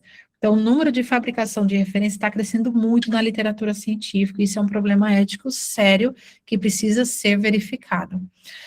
E não podemos, de forma alguma, gente, inserir dados de participantes ou projetos de terceiros nas IAs generativas. Não podemos inserir dados sensíveis, dados pessoais, isso vai contra a Lei Geral de Proteção de Dados Pessoais e vai contra as resoluções dos comitês de ética em pesquisa, né, da Comissão Nacional de Ética em Pesquisa de uma forma geral. E aqui, para finalizar, eu trago para vocês, gente, um checklist para, antes de vocês submeterem um resumo, tá? Quem quiser tirar um print, então, verificar se todos os coautores estão inscritos no evento, se os descritores estão no DEX, se vocês utilizaram ponto e vírgula para separar um descritor do outro, se vocês colocaram as 4 seções do resumo em negrito, se não colocaram tabelas, gráficos, figuras ou referências, se a pesquisa está concluída, isso é importante, se declarou o uso de IA no método, se pertinente, título em caixa alta até 150 caracteres, resumo com até 500 palavras, nenhuma autoria, instituição ou serviço de saúde identificados no texto. número do CEP no final dos métodos, se a pesquisa envolveu seres humanos e houve aprovação do CEP, revisão ortográfica feita, autor apresentador identificado devidamente. Então, nós vivenciamos novos conhecimentos e experiências todos os dias durante a nossa residência, gente. Não deixe o seu trabalho e suas vivências só na memória afetiva. Coloque no papel, submeta e compartilhe, porque assim a gente consegue se fortalecer juntos, tá? Lembrando, prazo final, terça-feira, torcendo pela prorrogação. Tá, gente? Então, olha, eu fico à disposição para esclarecer qualquer dúvida adicional que tenha ficado para vocês, tá?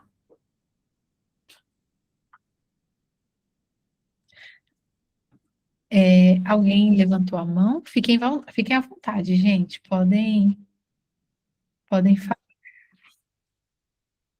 Dandara.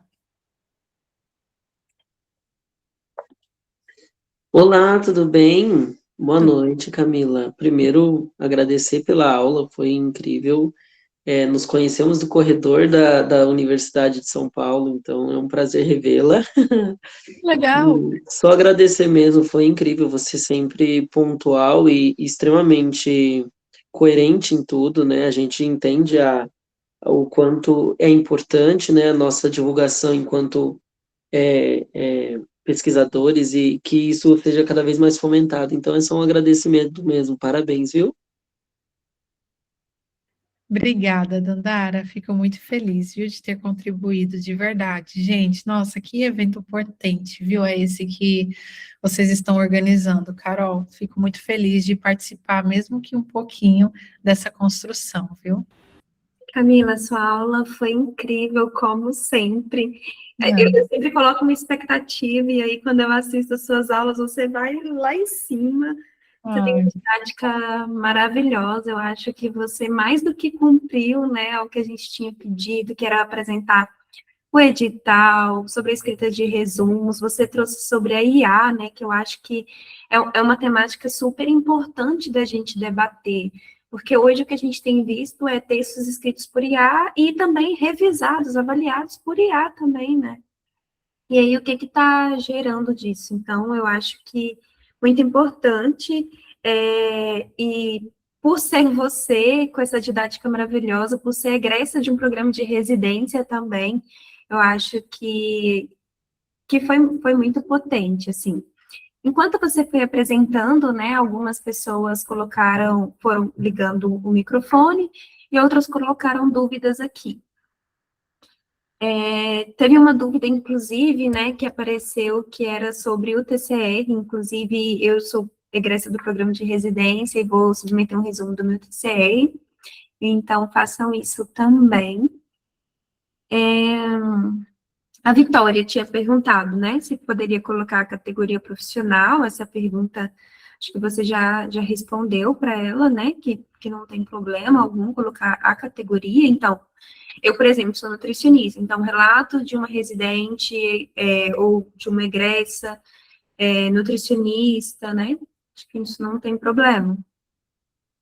A Lilian colocou aqui, então poderia só citar, por exemplo, um programa de residência multiprofissional, sem complementar o nome da residência em si. Isso mesmo, Lívia. Eu acho que a Camila trouxe isso na aula também, né, de explicar um programa de residência multiprofissional do estado da Paraíba. De um município da Paraíba. Isso, de um município da Paraíba, então, que é interessante. O Ed, ele trouxe uma dúvida aqui. Quero escrever relato de experiência da participação enquanto pessoa preta e de sexualidade divergente no Movimento Nacional de Residentes em Saúde, traçando o recorte da crítica à antiga comissão da CNRMS, que é a Comissão Nacional de Residência Multiprofissional em Saúde, até a participação na atual composição. Do proposto no edital, qual seria o melhor formato? Quanto ao cenário de enquadramento, seria 2 ou é o 3 neste caso? Aí eu acho que é daquela parte do seu slide que você apresenta que poderia ser um relato, que não precisa ser um artigo, né, formado, que poderia ser um relato de experiência ou alguma ideia. Eu acho que é dessa parte. E aqui fala que quanto ao eixo temático, imagino que seja o eixo 3. Então, aqui eu imagino que ele já fale sobre o próprio edital. Quanto à menção honrosa se aplica e receio de ser reprovado porque a participação e a leitura do resumo vai revelar o autor. Ele conversou comigo no privado, e aí ele disse, né, por ser uma pessoa preta, de sexualidade divergente, participando da composição atual da CNRMS, que isso já poderia identificá-lo. Então, alguém que acompanha, né, as reuniões da CNRMS, conhece ele, sabe que ele é a única pessoa preta, com sexualidade divergente, que está presente naquele espaço, se isso por si só já identificaria ele, mesmo sem ele citar de onde, né, ele vem e tudo mais. O que você acha, Camila? CMRM que você fala, qual é o significado da É a sigla? Comissão Nacional de Residência Multiprofissional em Saúde, é onde tem as decisões deliberativas, né? Tá. Poderia ser, poderia não, é um elemento de identificação, sim. Então, como se trata de você, né, se fosse terceiros que você estaria relatando a respeito, então seria antiético. Mas como se trata de você, você pode tomar essa decisão. Se você deseja continuar seguindo com esse relato, mesmo sabendo que você seria identificado por algumas pessoas, por quem fosse ler o seu relato, ou se você não se importaria com isso, né, e você quer prosseguir com ele. Então, tudo depende da sua decisão mesmo. Oi, pode falar.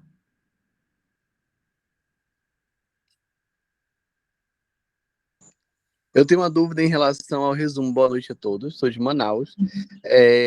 Eu tenho uma ação que vai ser feita na semana que vem, que são em comunidades indígenas, e é atendimento à saúde. Desde triagem, quanto teste rápido, teste de malária, vários tipos de atendimento de saúde que a gente vai fazer. Eu posso utilizar dados tipo o quantitativo de pessoas atendidas, os serviços que foram ofertados, os assuntos abordados e colocar isso no resumo sem precisar passar pelo CEP? Como um relato de experiência, no caso. Isso, com um relato de experiência para um resumo no CBCM, por exemplo. Vou para o CBCM, gostaria de apresentar, porque tem a ver com o tema do CBCM desse ano. Ah, legal, pode sim, viu? Não tem problema, não. Não precisa do CEP, né? Não precisa nesse caso, viu? Ah, perfeito, então, obrigado. Nada. Aí, obrigado pela tua aula, foi maravilhosa, viu? Ai, que bom, fico feliz, viu? Tchau, Aí tchau. o que o Edivaldo colocou aqui no chat, não me importa, é mais se vão barrar pelo edital. Não, Edivaldo, você não trazendo, não teria motivos para barrar, viu, nesse caso. Aí o eixo é sobre o edital mesmo. E aquela categoria foi a que você colocou no slide que a Carol falou. Desculpa, cortou aqui para mim. Você pode repetir, por favor?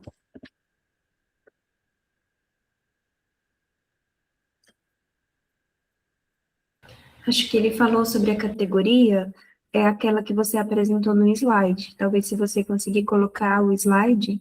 Sim, as 3, né? Isso. Você pode retomar essa pergunta para mim, por favor, Carol? Então, eu estou tentando subir aqui, mas eu acho que as mensagens se foram. Eu não estou conseguindo achar ela de novo. Tá. Deixa eu abrir aqui. Aí eu compartilho e a gente esclarece. Aqui, cadê? Compartilhar a tela. Aqui.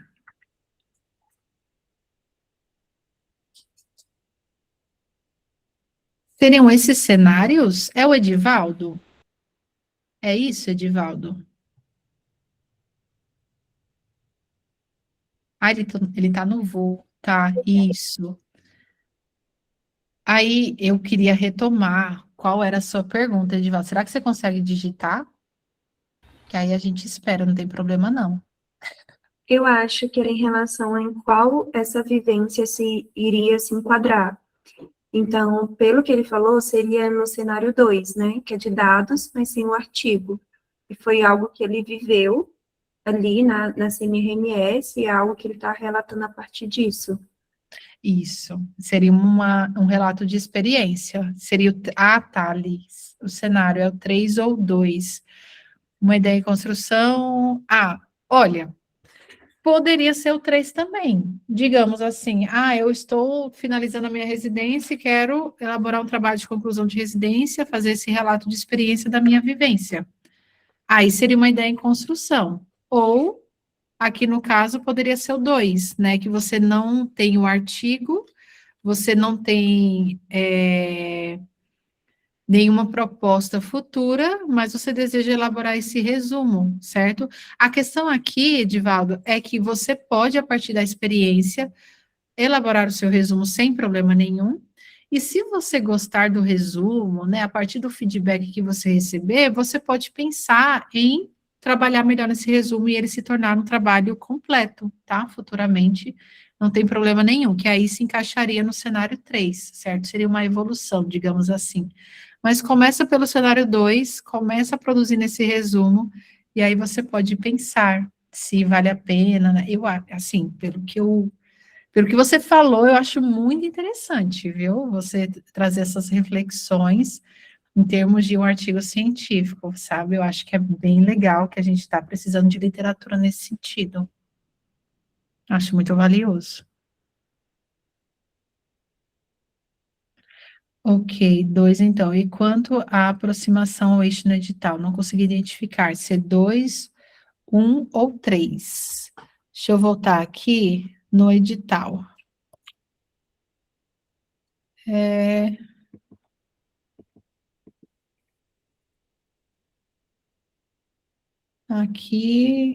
Aqui, ó, os 4 eixos temáticos. Se 2, 1 ou 3, identidade e subjetividade na formação, especificamente, cuidado, práticas e produção do SUS, democracia, SUS e dimensão política, processos formativos e práticas pedagógicas. Bom, ao meu ver, se enquadraria melhor no 1, porque a gente está falando de identidade e estamos falando também a identidade profissional, desigualdade de gênero, raça e etnia. Eu traria aqui para o 1. E também num contexto de tomada de decisão no âmbito de formação. Eu não sei o que a Carol acha.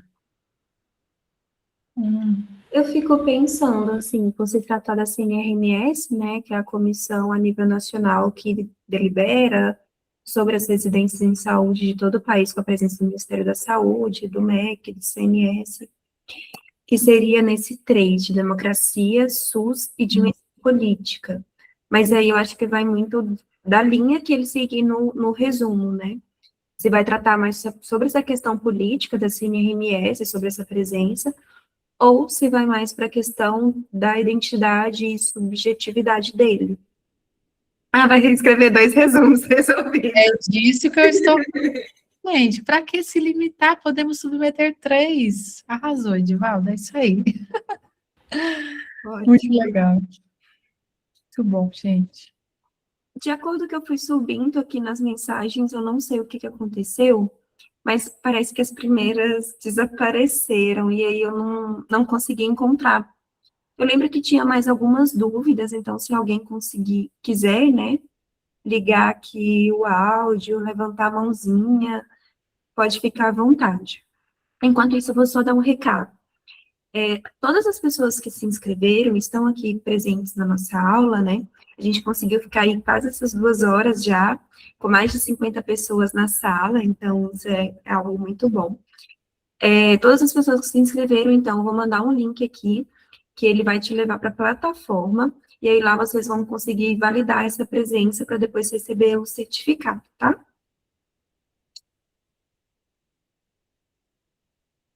Enquanto isso, a Paloma mandou uma outra dúvida. O tópico dos resultados e discussão deve ser substituído por relato da experiência, no caso de relato? Não, Paloma, siga a estrutura do edital, tá? Mesmo sendo relato de experiência.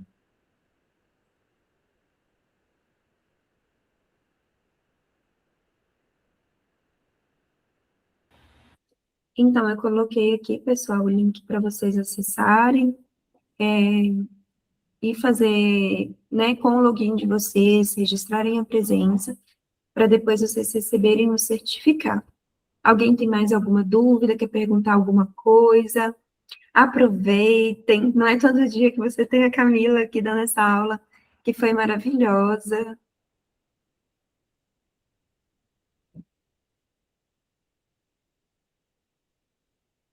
Tudo certo? Então, Camila, eu gostaria, assim, de te agradecer por essa aula em plena sexta-feira, 8 horas da noite, agora a gente já está aí próximos das 10 horas, né, pela didática maravilhosa. Você acha que leva as coisas muito, muito fluidas, assim, recebeu uma mensagem falando, eu queria muito ter ela como minha orientadora, ela é tão calma, tranquila, sabe explicar. Aí eu respondi, esse privilégio eu tive de ter a Camila como minha co-orientadora durante a residência, uma pessoa maravilhosa. Tá perguntando aqui se a aula vai ficar gravada, então a gente pediu essa permissão para a Camila, ela vai ficar gravada no site do encontro, e depois vocês vão conseguir acessar e assistir, e também para quem não conseguiu se inscrever antes, e assistir aqui, né, enquanto está acontecendo no ao vivo, vai poder se inscrever e assistir depois, assíncrono, e aí ter acesso ao certificado também. Então, vocês conseguem isso por lá. Camila, uma outra pergunta que eu recebi aqui no privado era sobre o seu serviço, se você pode divulgar aqui também, como que funciona. Perfeito, gente. Olha só, eu produzo conteúdos relacionados à pesquisa científica, jornada acadêmica e profissional de uma forma geral, mais voltada para o desenvolvimento científico, tá? Dos profissionais, tanto da enfermagem como profissionais de saúde de uma forma geral. Lá no meu canal no YouTube, eu vi que a Carol colocou o link aqui, né? Obrigada, Carol. E eu também compartilho no meu Instagram, certo? Então, vou convidar vocês para me seguir no @camilamain.des. E eu também ofereço serviços de mentorias, gente.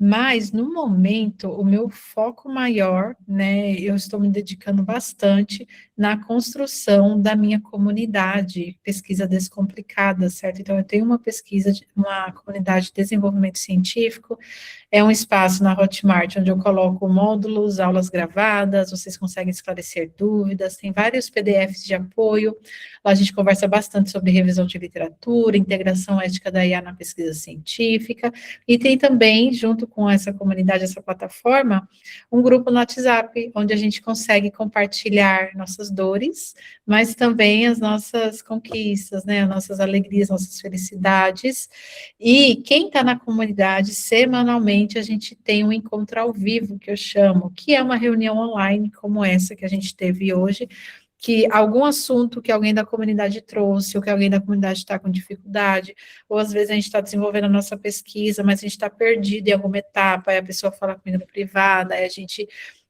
esclarece isso em algum encontro. Esses encontros são gravados e disponibilizados também lá na Hotmart para as pessoas terem acesso quando desejarem, tá? Então, todas as informações que eu mencionei para vocês estão no link na minha bio no Instagram. Vocês abrem a minha página lá no Instagram, aí vai ter lá na bio, né, embaixo tem Camila Mendes, aí tem para uma jornada acadêmica mais leve, embaixo vai ter o link. Vocês clicam e aí vai listar ali materiais de apoio, né, contato de WhatsApp para saber mais as minhas mentorias, assim também como os cursos online que eu vendo. Então, eu tenho um curso de revisão integrativa, tenho um curso de Prisma, tem um e-book de relato de experiência, mas o e-book eu estou atualizando ele, tá? Então, em breve vai sair um volume 2, incluindo também essas questões da inteligência artificial, e também tem as informações da minha comunidade, tá? Quem quiser entrar, vai ser uma alegria ter vocês lá dentro. Ai, muito obrigada, Camila. Tenho certeza que a gente vai receber resumos, né, com a qualidade ainda maior aí, com rigor metodológico, né, bem alinhado com o edital.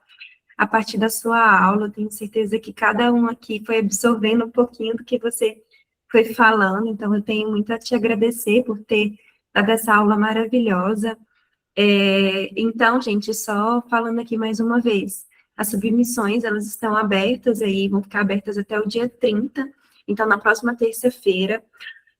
Eu acho que é algo que todo mundo sempre espera, né, que é a prorrogação das submissões, mas por enquanto não tem uma previsão de que será prorrogado, né, vai manter o prazo do dia 30 às 23h59, então não perca esse prazo, porque pode ser que não seja prorrogado e aí você acaba perdendo de realizar essa submissão. Exato. E acompanhe a Camila, eu sigo a Camila lá desde 2022, uma vez eu fui procurar assim no Google, como adicionar, eu não sei se era monitoria ou meu currículo Lattes, e aí eu encontrei o vídeo da Camila e comecei a seguir, então sigam a Camila aí para ajudar vocês nessa jornada também, né? E eu gostaria de chamar vocês aqui para abrir a câmera, ainda tem muita gente aqui, tem 30 pessoas, para a gente tirar uma fotinha final do nosso encontro. Quem se sentir à vontade para abrir a câmera. Eu enviei o link aqui para o certificado, então todos que se inscreveram vão acessar esse link, registrar a sua presença para depois estar recebendo o certificado.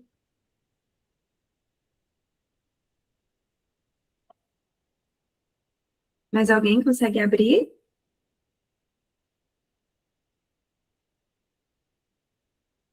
Então, eu vou tirar com quem já está aqui. 1, 2, 3 e... Foi.